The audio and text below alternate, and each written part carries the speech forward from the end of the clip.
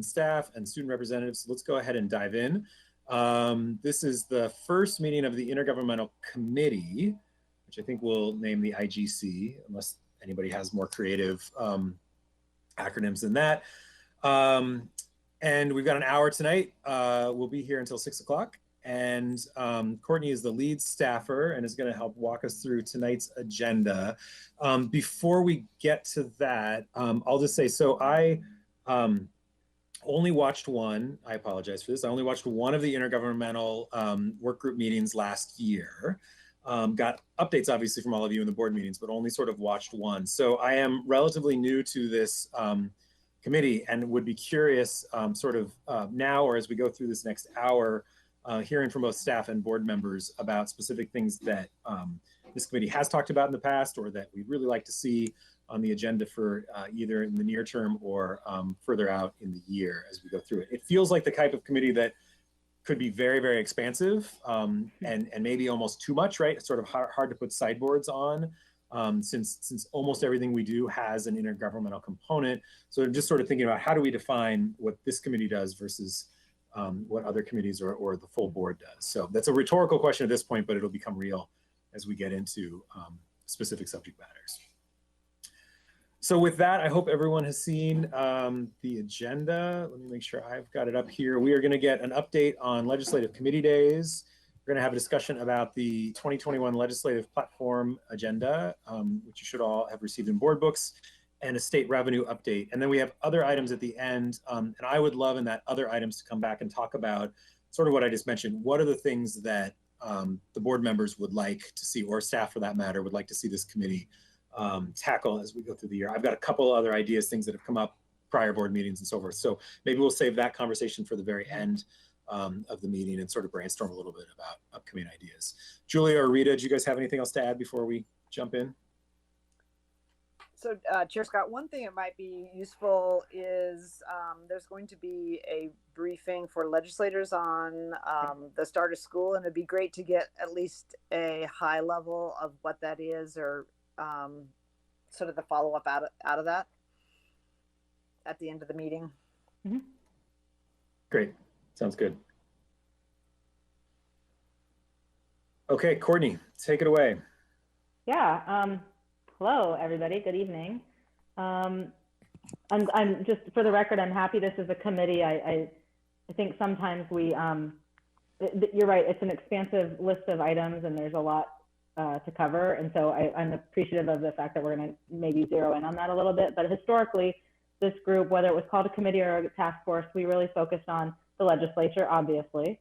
And then we talked, when needed, we would talk about initiatives happening at other local agencies that are connected to us. So, early on before the, for example, before the transportation measure was a measure, we would talk about the ways that it would impact TPS or our students. So there's a lot of, as you said, Andrew, a lot of connectedness to our partners at other agencies and around the area, the metro area, but also at the state level. So we've had conversations about legislative activities, federal activities, what's happening in our regional partner agencies, and then anything that kind of falls in there, even if it's maybe a stretch. So those are the kinds of things we've talked about before. The other thing I want to, and I don't want to put Julia on the spot, but if there is a chance at the end, if we have time, just touch on the I-5 project, since I know she just came off a meeting I was listening to as well. So that's another, I think, example of a relationship we have with ODOT and how it affects one of our schools. So that's something that I would consider throwing into the bucket of future issues to discuss, and maybe if there's time tonight. Can I just add to that? We have on occasion talked about shared issues with the city. Yes, that's a big topic too. Yep, and that's actually on my sort of brainstormed list of things that I've heard from board members as well. So we'll go through that a little bit at the end of some of those other issues we might want to dive into. Well, I'll kick us off if everybody wants to go into the agenda. So kind of kept it broad, but last week was committee days for the legislators. They do this during the interim. They always have, every couple months, they do a series. Typically it's 3 days. This year they extended it to 5 to accommodate sort of the Zoom world we're living in, and to allow for people to join for a little bit longer week of meetings. And what they do is they meet in their committees to hear people. It's presentations. They don't make decisions. They're not voting during committee days. They're just listening. Usually September before a long session, which is coming up in January. I always want to say February, but they changed it. It's 2 weeks earlier now. So the long session starts in January of 2021. So there were a lot of discussions about the potential measures or bills that are going to be presented coming forward in the session. The committees, the education committees met and mostly talked about COVID response and how districts are doing in, and ODE presented. There were no school districts highlighted, but and we'll get to this per Julia's recommendation suggestion to talk about the legislative briefing that's coming up on Wednesday. But most of the talk was about, just how school districts pivoted and how they're doing here this fall as they, as we acclimate to the world of comprehensive distance learning. And then of course, we're different than other districts. There are districts around the state that are able to open because their metrics look different than ours. They're more rural, they have fewer students, they have more spaces to spread out.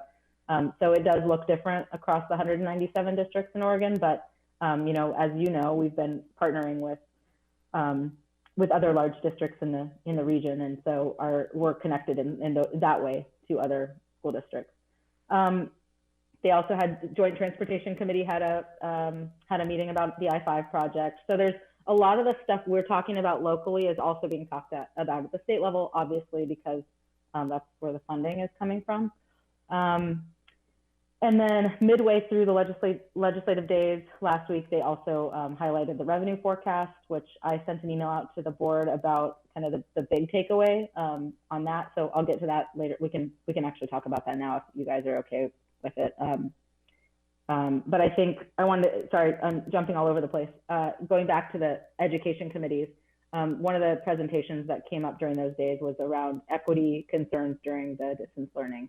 We all have those concerns. It's something that I know the board talks about a lot. I know that one of our guiding principles throughout all of our comprehensive distance learning discussions and rollout has been about, how do we serve all of our students, and especially our Black and students of color, Black Indigenous students of color.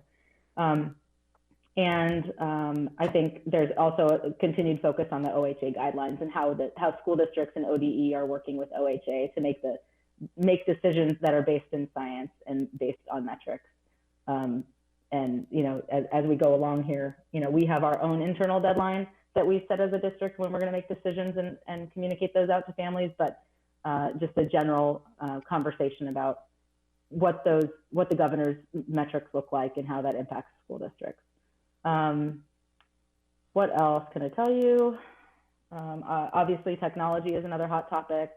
Access to devices, access to broadband. I think the broadband issue, we know that we can get hotspots to students if they ask for it. We can get it to them. If we can identify who those students are based on principals and teachers, we can get that to them. But the larger issue is, is there decent Wi-Fi at their house? Is there bandwidth for multiple students in a house to access their platforms?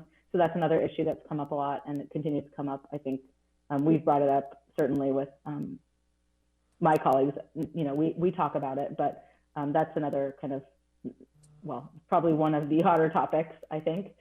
And obviously the statewide broadband and conversations about any of that is much larger than one session. And that's going to be an ongoing conversation, but I think it's important to continue to highlight that this has really showcased the need for high quality, comprehensive broadband services around the state. And that's just, it's not something we can snap our fingers and achieve, but, and of course it's unfortunate that we had to have a pandemic to highlight it, but it's a topic that is ongoing.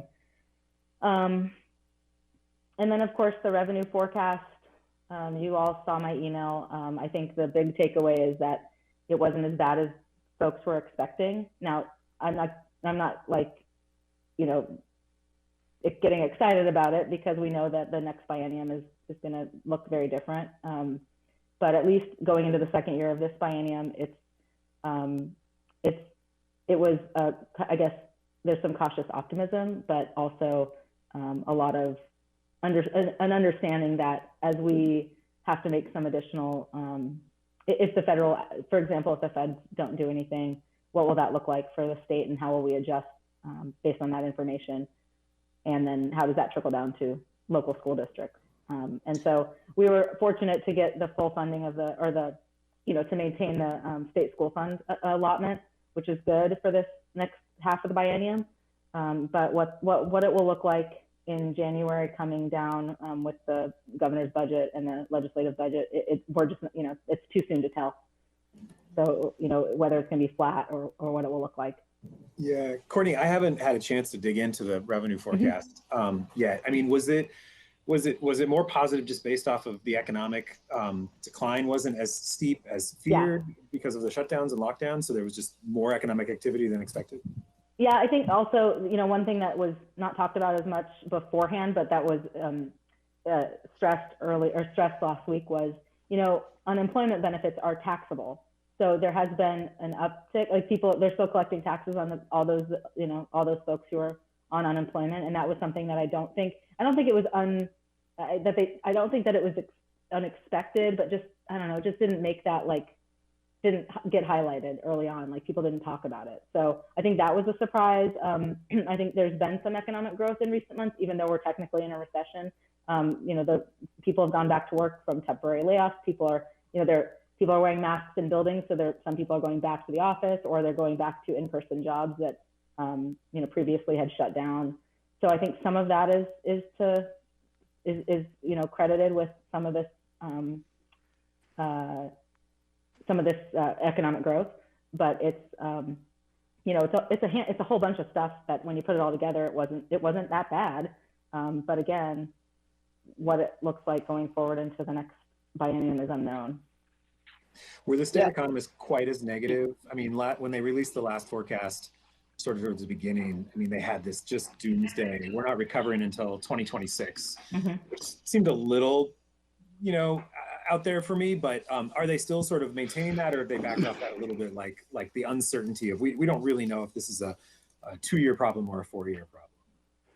Yeah, I don't know if John, John Eames is one of our contract lobbyists who's been a little bit more steeped in this than I have been, and he can probably talk to that point better than I can. So I'm going to ask him.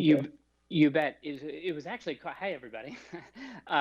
It was actually quite interesting because the state economists, the headlines were shocked. And I think they were shocked because there were a couple of different factors that really played into why we see still high unemployment and we still are seeing an uptick in the revenue forecast. Couple things that really do affect that. First, lottery funds. I think they overshot or were over negative on lottery. It's come back, I guess you could say sadly, or however you want to talk about it, with abandon. And so the lottery revenues were significantly higher than they thought, or it came back faster than they thought.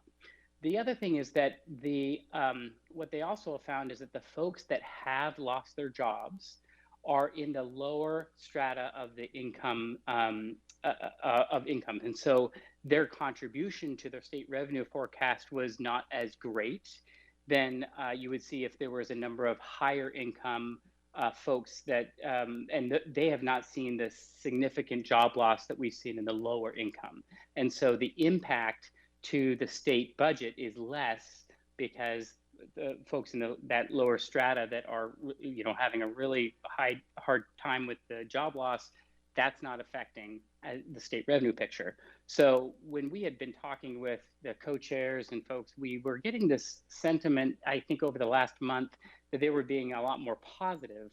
And I think they were saying the state economists probably overshot and were too conservative, which is what you want. You would rather have that than have to go in and cut again. So they overshot it so that the first two special sessions, they were in the right mindset of, okay, what is the size of the problem? And it's much better to add back than it is to take away. So I think those were kind of factors that were affecting why it looked so significantly different for both this biennium, which I think that's the most shocking, and then also 21-23. That's great. Thanks, John. You bet.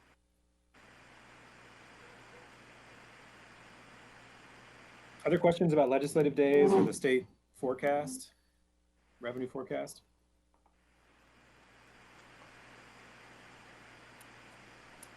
Okay. The other thing, really quick before I forget, the corporate activity tax, so the Funds of Student Success Act, is projected to net about $2.2 billion during the 21-23 biennium, which is significantly more, or at least it appears to look like it would be significantly more funding for the student investment account in the next 2-year budget. But I think that will be, and that's sort of pivoting towards our platform and thinking about how do we preserve the student investment account and the Student Success Act, because as things get less rosy going forward, it's going to be a grab, where can we get money to fill other pots? And so I think that's going to be a really key piece. And so maybe that's a good segue into the PPS platform. But I do think that's going to be something that we have to really work with our partners to maintain and to preserve. Can I ask a question about the revenue? Do they anticipate that the corporate kicker will kick? And if so, does that mean anything for us? They do. They do project that it is the corporate kicker will kick, but not the personal income tax kicker. As far as the impact, obviously that flows to education. The corporate kicker is assigned to that, so that does help to have it flow into there. So, and they are projecting that, which is, I think, quite a bit different than they thought they were going to have. So, great. Okay, Courtney, let's segue into the 2021 legislative agenda.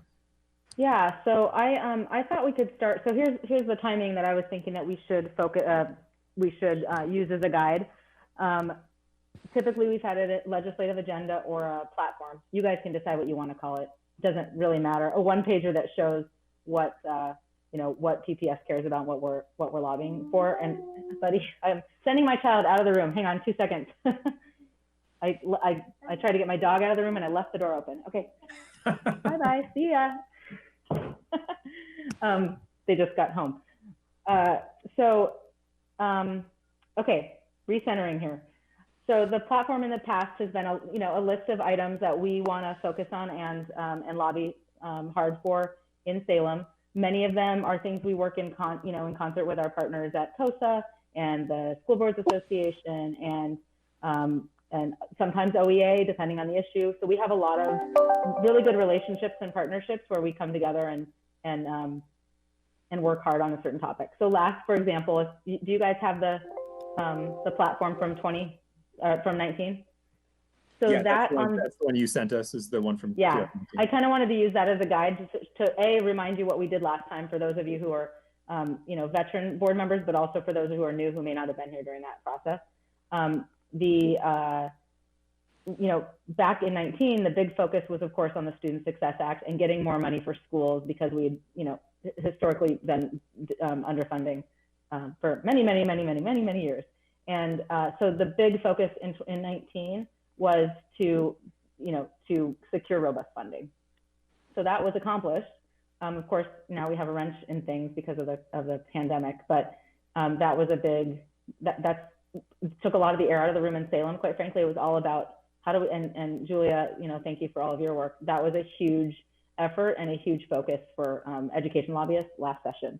And of course, we wanted to get the state school fund to a higher number so that we could, because that's just, that's the ADMW, that's the per pupil funding, and that is something that we can't lose sight of that. That's the base and the basics that we need.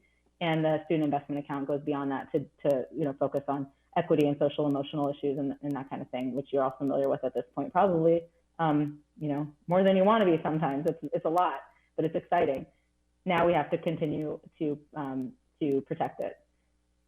So going back to the 19 legislative session, funding was a big one. We talked a lot about grow your own pipeline, teaching workforce issues. We talked about making sure that we don't have carve-outs and take money away from the state school fund to do other special things. We talked a lot about renewing some of the programs that work well for school districts, like the seismic retrofit grant program, the school modernization grant program. We talked about tax reform, but that was really, more coupled with the higher investment in schools. So it was the corporate activity tax, essentially, is what it came down to be. We talked a lot about safe schools, whether that be safe for all of our students, no matter how they identify, or it was safe like security. So we talk about safe in different ways. And then, of course, Measure 98 was another one that, we've seen good success with that resource. And so making sure that we're protecting that. It got pulled into the statewide education initiatives part of the Student Success Act. So that was a good way to do it. And that's been fully funded for this biennium. So that will be another thing that we'll want to talk about protecting. And then I mentioned the workforce issues, diverse workforce issues. Those are going to continue to be, I think, things that we want to advocate for in our district. And then, yeah, you guys can see it. There's always a lot. I think in this particular session going forward, we're going to be doing a lot of what we've done before, protecting the resources that we already have and that we rely on. And then also, how does, in terms of budget, how has the coronavirus impacted our school district's budget? What kind of expenses, and I know we're tracking it, but what are the expenses that our district has made to respond to the pandemic, and what has that done to our overall, what does that look like? Can we get reimbursed? What is there anything we can do there to be made whole? The federal resources, of course, are going to be another thing we want to pay attention to, and how that impacts the state's budget, because it always does. The CARES Act was helpful, but it wasn't enough. We know that, and we need another version. We need 2.0, 3.0, 4.0, and right now, because it's an election year and they're all gone, running for re-election or running, and then you have the lame duck, and a lot just slows down in that process. So I don't know when we'll know more at the federal level, but we want to watch that carefully, because that will impact what we do as a state. So I think that's another item that we want to think about, how we fold into the to the larger kind of focus of PPS. I'm trying to think of. Courtney, I had this is a kind of a specific question, then I have a more general question. Sure. The 2019 agenda, it had sort of underfunding. You had, like bullet number 2, which was advocating for major revenue reform to support investments in education, like you were talking about. And then I think bullet number 5, advocate for major tax reform to provide revenue sufficient for the state to fill its responsibilities. Those sounded very the same, but then bullet 5 goes on to then talk about reasonable measures to bring greater control over things like, PERS, health insurance, et cetera. But was there a, they seemed a little duplicative to me, but I thought maybe there was a nuance there that I was missing. Yeah, I mean, you're right, they were, and we went back and forth about it because we didn't want to have too many bullets. But I think there was sort of the dedicated funding streams for schools, and then there were the other pieces that drive costs for the state, and that was the PERS, those kinds of healthcare PERS, the things that don't just drive costs up for schools, but they drive costs up for other employers. And so it was a little bit nuanced, you're right, talking about the other cost drivers that impact how we fund services in Oregon and how that impacts the education budget. So I think going forward, we could collapse them. I think those are, you're getting at the same problem, which is underfunding our social services, our services. And so we were just talking about it in a different way. And, maybe that's a good segue into my more general question. So the legislative agenda from 2019 seemed pretty broad to me. And I appreciate sort of your outline of why. I mean, revenue reform, and additional funding was the key focus, but it's a lot of pretty high level principles. Which is fine, right? And I've seen legislative agendas that are, these are the principles that we're going to sort of go into the session with, and then we'll apply those to various bills. And then there are also legislative agendas that are much more specific, right? Like we want to get this bill from last session reintroduced and passed, and what it would do. Does PPS have? I mean, do we have a consistent practice in terms of how we've approached this, or do we sort of go back and forth? And I would also maybe open it up to the other committee members in terms of preferred approach. I'm really glad you're bringing this up, because it's been an ongoing saga. It's my own saga, is how best to do it. We do have, in my former life, before I came to PPS, I was at the Oregon Health Authority, and we had a very different way of collecting collecting legislative inventory, for lack of a better word. It's a large state agency, so you went through the state agency process with the state where you come up with your POPs, which are the policy proposals that are funded. And then you would kind of you'd go around to each department, you had the your wife knows this. You had the state hospital, and you had Medicaid, and you had the ombudsman's office for this was for elderly, although that's in DHS now. But anyway, you get my point. You went from department to department and you shopped around this form and you said, hey, what are the issues that make your job harder? Or that are there things that we can do to alleviate a barricade that's making it hard to serve our families and serve Oregonians, for example. So I've thought about this over the years, and it always sort of ends up being more broad because what I don't want to end up is with a laundry list of things that aren't really doable. If you go to everybody's got something, and everything isn't a statutory change. And so what I've thought about doing this time and what I'm planning to do this week is, and I have the form, but I have to upload it into a Google form, was to go to our senior leadership team and ask them to come up with what are the things in your department that are that you see could be legislatively adjusted or fixed. I know, for example, here's an example. In last session, in 2019, we dealt with Senate Bill 155, which is all about sexual misconduct in schools. I can tell you right now, we are already running into some problems. I don't even know them all, but I've heard from OSBA that they had a problem. I know that Mary Kane and I are going to talk this week about some stuff. So, and that's typical, right? There's stuff that we don't catch the first time and we come back and we have to adjust it later. And that's, so we do. There's stuff all the time that'll come up that you need to go fix, a legislative fix. So I anticipate some of that with 155. Another example, hopefully Claire doesn't get mad at me for saying this, but the TSCC is sometimes something that maybe we could do without. It's just another thing that we have to go through. And so she's hoping to fix it.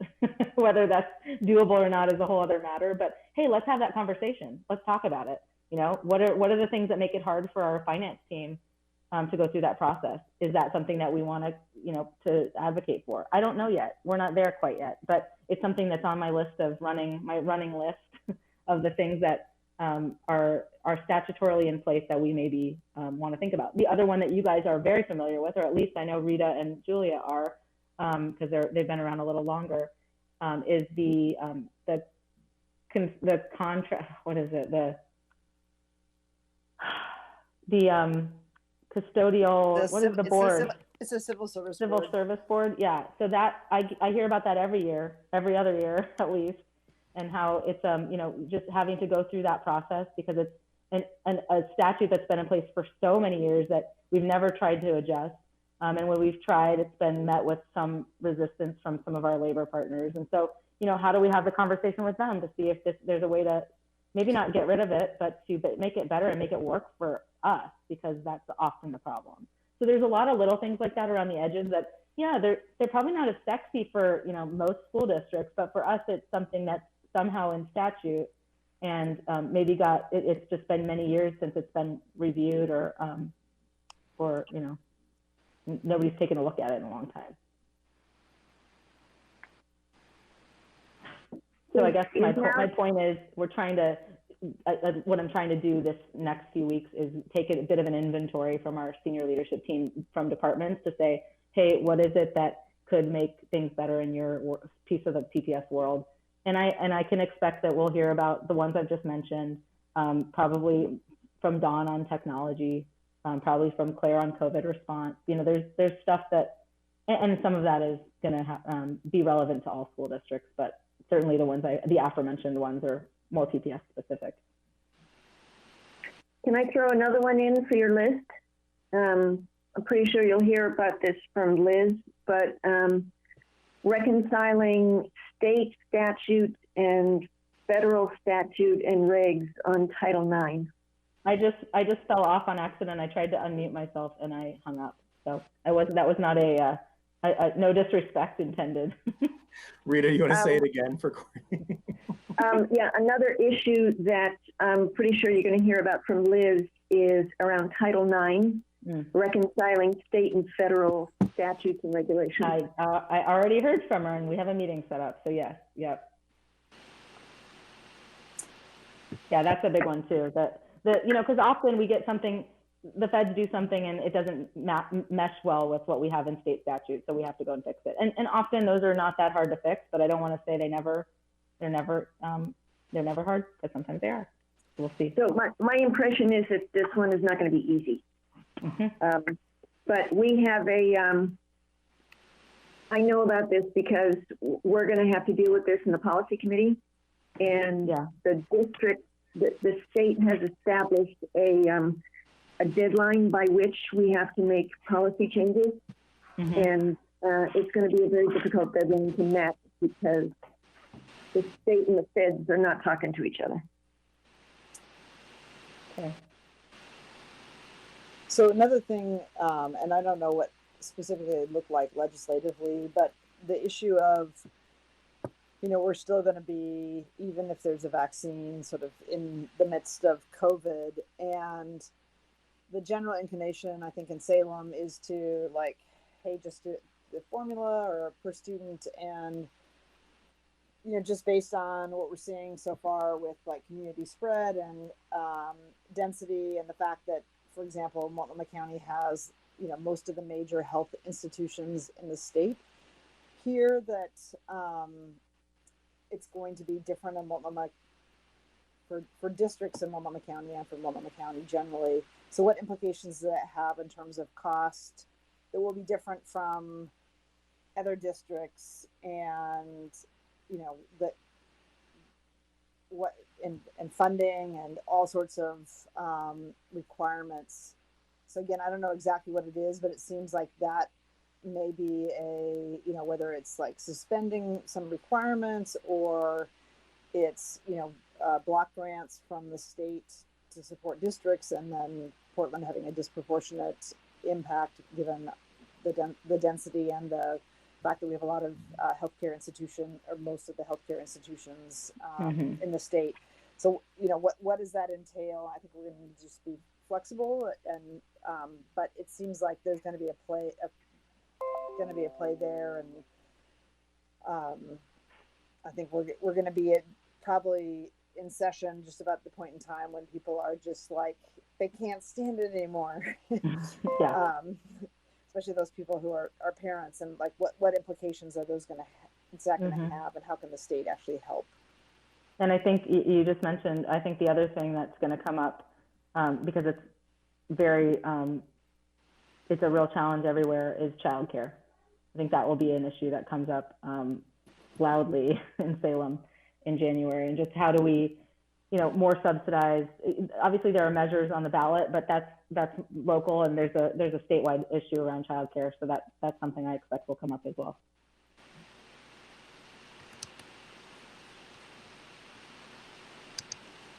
Are there other things that folks, I mean, I know there's the staff level conversations that we'll have, and we'll bring those back to our next meeting. But are there other bigger things, or things that you can think of that maybe that they don't keep you up at night, but they are on your mind, that could be addressed in some way at the state level? Or, maybe we focus on another, maybe we can move to, I don't know, Andrew, what you want to, time-wise, what you want to focus on next, but. Yeah, maybe, and actually I had one quick process question. So do we, this committee working with staff develops the legislative agenda. I'm going to call it the agenda unless someone wants to call it something different. I'm open to that idea, but develops the legislative agenda. Does the board approve that? Traditionally, yeah. So usually it goes back, I'll bring another version back to the committee. You guys will bless it, and then it'll go to the full board for discussion and approval. And usually at the full board, as everything that we do, it's pretty deliberative. So by the time it reaches the full board, there's been the puts and takes, and we've got it to a pretty decent place. And then there's questions and maybe some tweaks, but it's pretty much ready to go. And that's just historical. I mean, we can do it a different way, but it's worked okay. And when is the timing usually for board approval? I think we should have this approved in November. it can get kicked to December, but November gives us time to shop it around. I mean, we'll want to shop the draft around to some of our partners, but I think but if we can get it approved before Thanksgiving, then we can use December as an opportunity to just have further discussions about the items that we've settled on. But Courtney, what about, oh, I'm sorry. Well, I just wanted to add, Andrew, your process question. So in 2019, we added another thing, and I'd like to hear from Courtney about whether she thought it was helpful. We worked with other districts in Multnomah County to develop a common legislative agenda. Mm-hmm. And then we had a meeting with the area representatives and senators, area legislators, to talk about this common agenda. And that meeting happened while I missed the one board meeting I've ever missed, but my understanding is that process was well received by legislators and other districts found it helpful. Is that something that, Courtney, you would recommend we do again? Yeah, and have I haven't thought about it. Yeah, I haven't talked. I have thought about it. I haven't talked to Stacy at MESD about it. We've talked about it. I should say we've talked about it. We just haven't talked about the when and the details. But yes, I thought it was good too. And you can never catch everybody. You can have a meeting and you get as many as you can. I still think it's worth doing. You can't assume that everybody's going to be able to be at every meeting. But I have found that the joint Multnomah County district leaders meeting with the legislature or the appropriate legislators is a good relationship building tool and just a good way to stay in touch, but also an opportunity to think about how we work together on some of the shared goals, because we have many. And then there are those things that are TPS specific that Centennial or Gresham Barlow probably don't care about. So maybe they do. I had a couple other things that I thought, places where we may find pieces of legislation or initiatives that we want to be supportive of, things we might want to oppose is just like a quick review of anything that's been pre-session filed. Again, for either it's like somebody else's idea that we either want to get on or get behind, or whether we want to build coalitions against.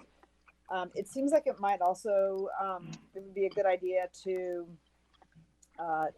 touch base with like OSBA's equity committee, or the board members. I forget the group's name, but the school board members of color, whether they have some agenda. For example, I know either last session or the session before, they had that bill that allowed it was around how school board members get elected to increase the diverse representation of boards. So it seems like that might be another place. We'd just touch base with the community partners, with Urban League, Coalition of Communities of Color, and find out if there's something that they have that we should, put our muscle behind. Yeah, that's a good point. Yeah, we do work very closely with our education partners, but there are some other groups that we have definitely worked closely with, especially on the Student Success Act. Various partners with a more specific equity lens. Although COSA does a pretty good job by using their committee, whatever they are. I'm not sure if it's a committee or what they call it, but to bring that into their main legislative agenda. And I can tell you there are a couple of things that they're thinking about right now. They're thinking about, I think, diversifying the educator pipeline, and we talked about that, and we obviously care about that. Linguistic inclusion. There's some other stuff that they're thinking about that are, not maybe on our radar yet. So we have a very regular meeting I have a very regular meeting with my counterparts at those organizations, and we talk about how we can support each other's priorities. And many of them are the same, but some of them aren't, and some of them are very much connected. So even if it's not number one on our list, it's something that we want to be supportive of. So we'll continue to do that, and I'll continue to bring that stuff to you. And frankly, on the next iteration of this agenda, and I'm so glad you're calling it an agenda and not a platform, because platform just is like pie in the sky, floofy kind of thing. So agenda seems more concrete and doable. How do we, there are some things that they're working on that may be relevant to us. I can include those on the next iteration for your review. And that way we're in sync with them even from the beginning. Can I mention something that I've become much more aware of in the last year? It's around the workforce development and diversifying the educator pipeline.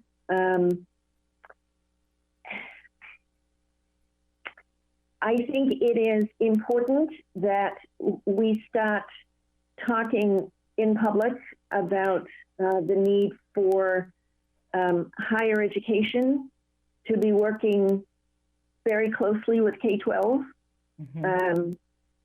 around teacher education. Yeah. Yep.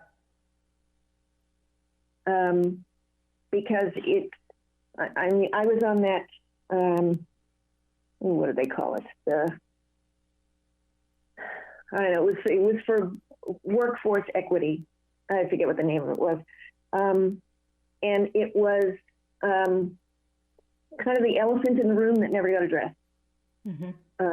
The disconnect between what's being taught to our educators and what K-12 needs. Yep. Hey, I'll put one other thing and then transition. But I'd like us to stay sort of focused and hopefully supportive of any efforts coming out of the state legislature about diversity in contracting, and particularly in the construction trades. I mean, that it's been a big push, but given our bond program, even the existing bond program, but hopefully a new one in 2020, we just have a huge opportunity to be a big player in that, but also making sure that whatever is passed, I think we should be supportive of making sure it's workable and achievable. And the rest of that. So I think we're going to see something out of the state legislature along those lines. So and it fits in well with something you've already supported, which is the C2P2 work. So it's exactly it goes well with that. And that's another topic we've discussed in this committee, by the way, historically. So that's just an example of something that we would discuss that's not the state legislature, but more of a metro initiative. So can I mention one last thing, because John texted me to remind me, and I can't believe I forgot it, because I know Rita's brought it up to me a few times, is the liability issue. And so that's another one that's on the docket for the session, and liability for schools, but also, everybody else that wants liability right now. And for background, there was a task force or a work group that was working through that. And then, when we went into comprehensive distance learning, it became less of a concern. So they sort of they're not backing away from it. Those conversations are ongoing, but there was not an interest in bringing forward a measure during a special session. So just for background. So let's do this. We've got about 12 minutes. So let's do about 4 minutes per item. I'd like to just do a quick, I'm going to talk a little bit about what I've heard from board members about other things this committee might tackle. And I'd love to hear from Rita and Julia and Courtney or staff if there are other ideas that are on there.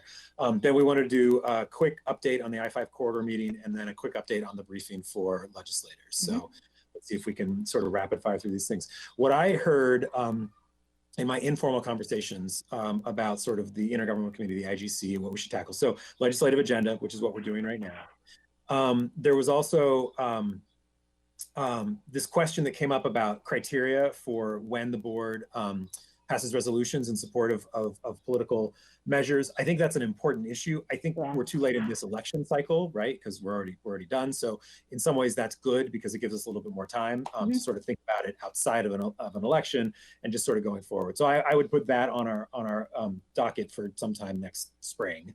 In terms of just do we want to have criteria? What does that look like? The issue that Rita brought up earlier, that she and I talked about a few weeks ago, how do we work with our partner jurisdictions? And that's pretty broad, but sort of thinking about, and maybe thinking about it from a relationship standpoint, where are the relationships working pretty well that we want to just nurture those along? Where are the relationships a little bit more broken that we want to focus on and do some repair? And sort of thinking about it, the city is obviously a huge relationship that on the, in some aspects, I think we work really well, and other aspects maybe around like permitting, it's more problematic, right? And so maybe that's something this committee can tackle, just even a strategy for how do we do that. And some of that permitting work, just so you know, we have had quite a series of meetings in the last year with BDS and others, or BPS and others, and we're making some progress in relationship building over there. And so that's been something that we've been, I'd call it nurturing, but also improving. Great. Another issue that came up, and this is where the sideboards I think are going to come in handy, and so I'm open to sort of pushback on this, but there is this issue of the district boundaries and sort of tackling that, and what are we as a district going to do? Are we going to change the way we do elections and the boundaries and move from a, from the at-large to, to zones? How do we even start a process like that? That feels like something that could be start here in an intergovernmental committee. It could also start somewhere else. So I would just throw that out. It feels like it's an important work that I think we as a board are going to have to take a lead on sooner rather than later. And I guess the other question there is just purely a timing question. Is it sooner rather than later, with elections coming up next year, or is it something that we wait till after that? And I frankly need a briefing at some point about the legislation that passed. I know I've heard people talk about it, but I haven't read it or been briefed on it. We can organize that. OSBA, folks who are pretty well steeped in it, they worked on it. Other ideas? Do you want to have a discussion now, or? I don't think we have time to do discussions on those things, but I'd love to hear from you if you have other things that this committee might want to address this year, or things you don't want the committee to address this year.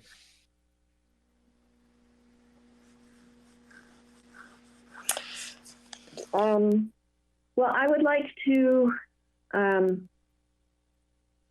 a couple of years ago, I think it was a couple of years ago, Courtney, you came up with like a spreadsheet with county and city sort of joint venture, like the relationships. What exactly are we doing with these different jurisdictions?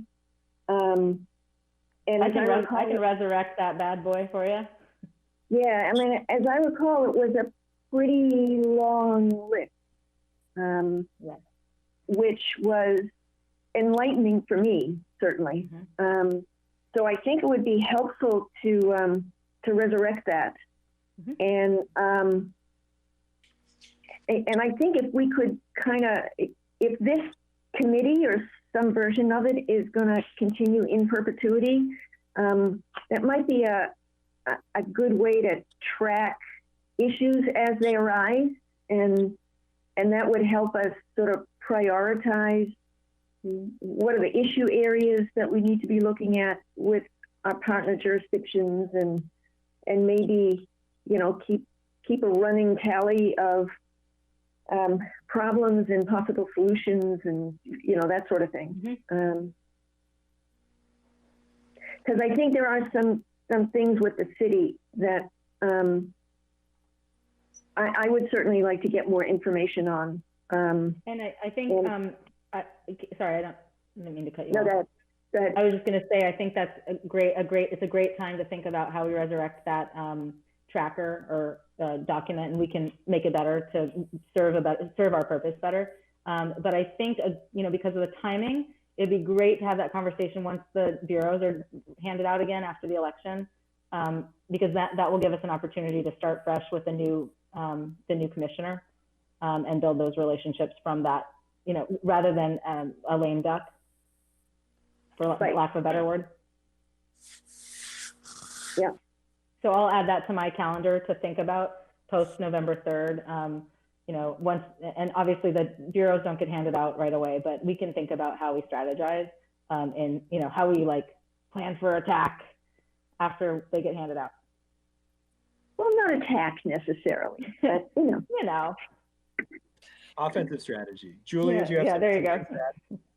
Yeah, I guess, and Andrew, this having been in the belly of the beast, but with sort of the ongoing changes, and I'm not sure if we're going to have a lot of long-term bureau assignments, that they've shifted a lot, but it seems like the city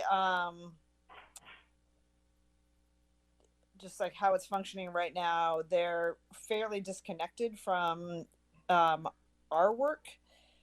And it seemed, instead of, I mean, here's just maybe an additive thought, is not only like wherever the assignments for the commissioners land, but that we also make sure that we're talking to everybody, because as those bureaus change hands, and then we get somebody, a commissioner maybe who's not familiar with our issue. So maybe think about how it is that we, given all the newness is in City Hall, of doing some briefings that are on all our issues, so that we have a more informed council on a variety of issues, versus just like, hey, this is a parks issue for the parks commissioner, and this is the, PBOT commissioner's role. But that just seems like there's a big disconnect, and I don't think it's on PPS's side, but I think the city. I think that's a great idea.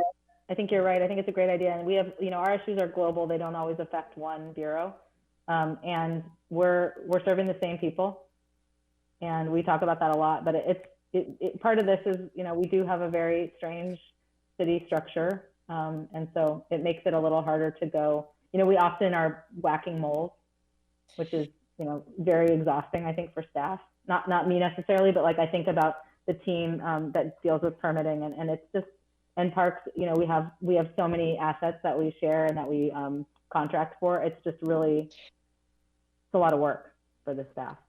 Okay, I just thought of another huge one. I think they named it Oregon Reimagined, or Reimagined Oregon.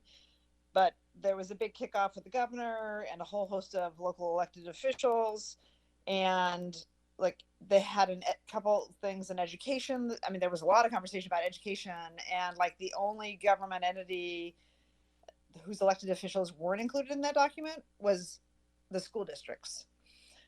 And yet they had a whole host of education initiatives. And so I think we should go through that document. I think Sushila was the point person on some of the education initiatives, but go through it and get ourselves integrated into that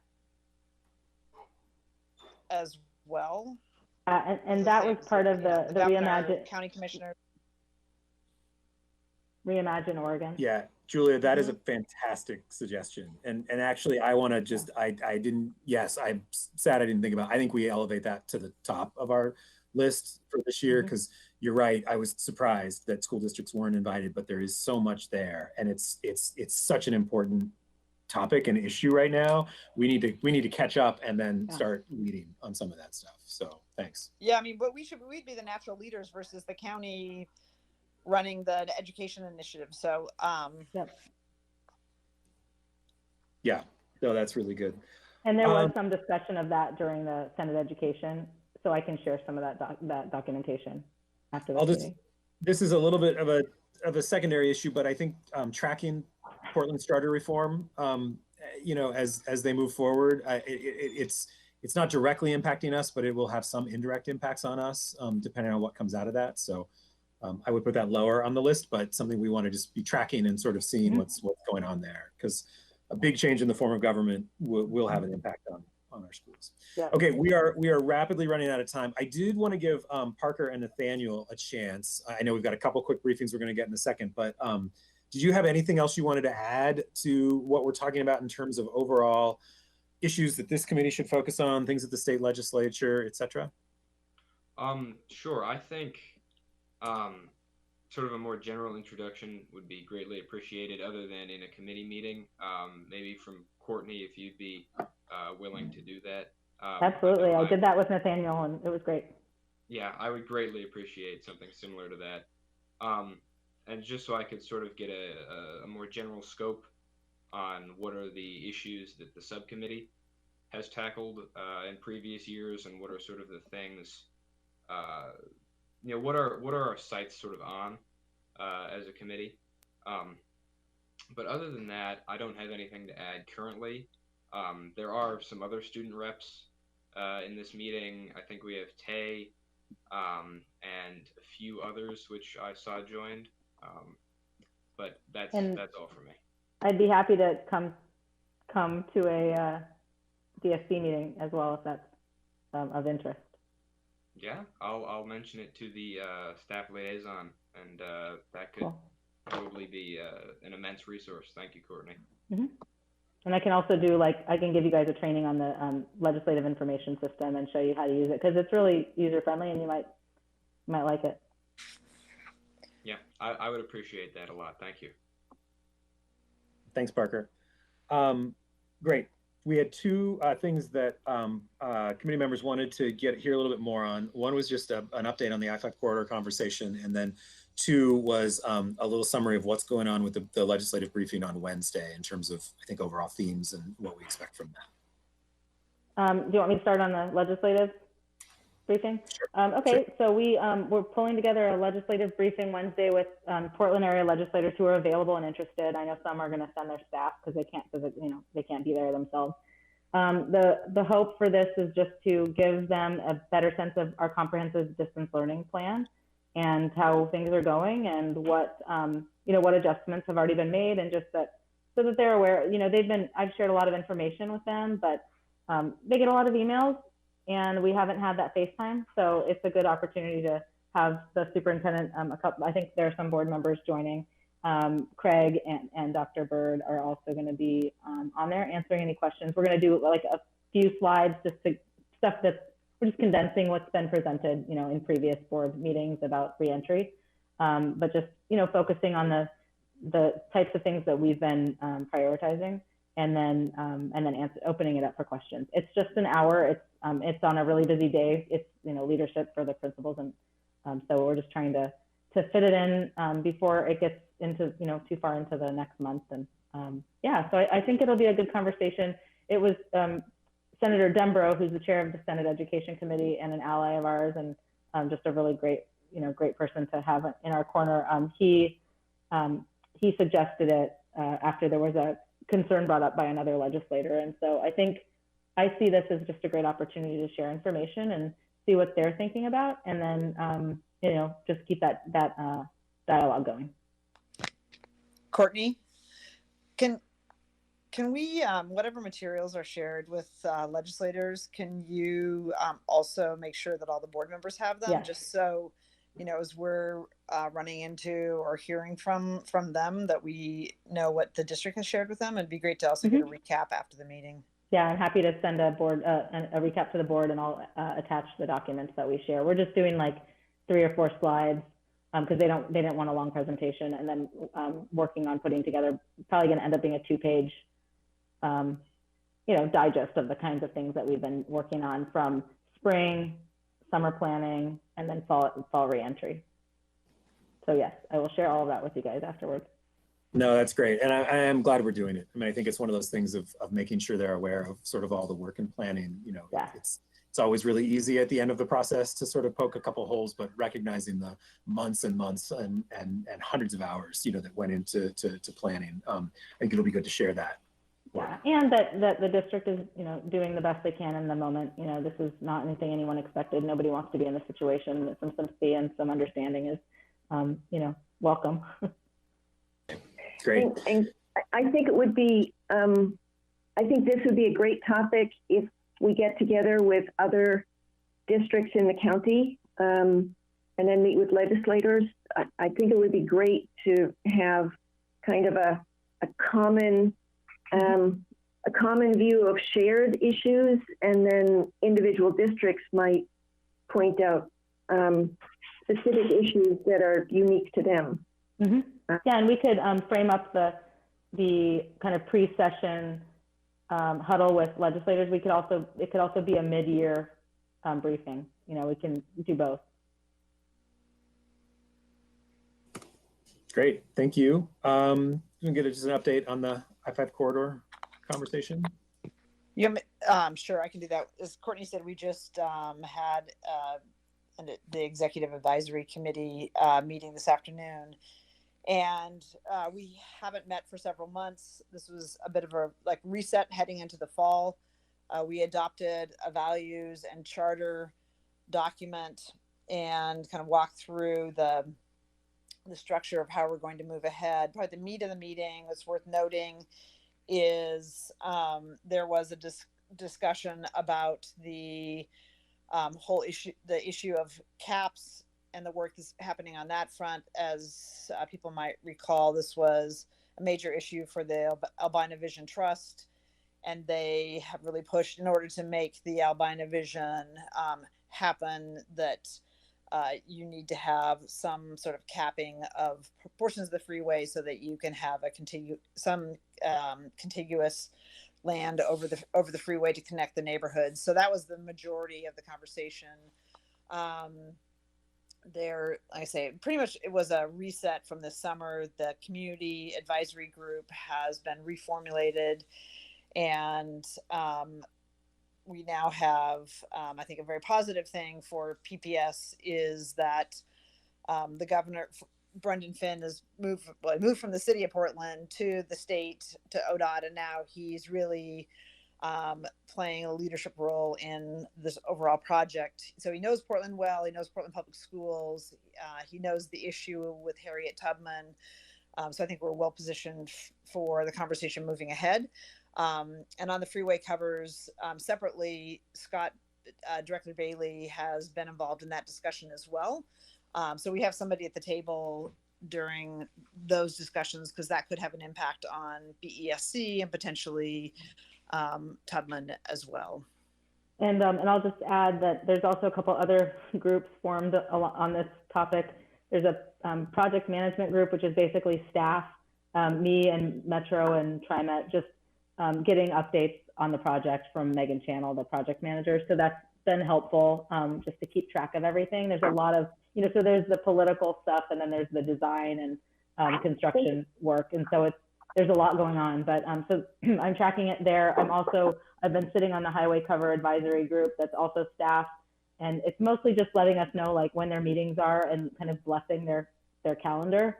So they're riveting meetings, but they are helpful to keep track of everything. And then and then Julia serves on the ESC, which is amazing. And then there's this the newly formed, as Julia mentioned, the Historic Albina Advisory Board. So there's a lot of groups. And actually, I was on a call earlier this week with Dan and some of the more technical staff in operations, meeting with the project, like the engineering team, just to go over some of the technical stuff, because we just really weren't caught up. And that was also a helpful meeting. And so we have some follow-up to do, just to better understand what the next step is in terms of, what kind of access they would need to do any kind of testing. So it's happening at all levels. Can we have some visibility on the materials that are being developed? I mean, if there was a charter and a value statement, I'm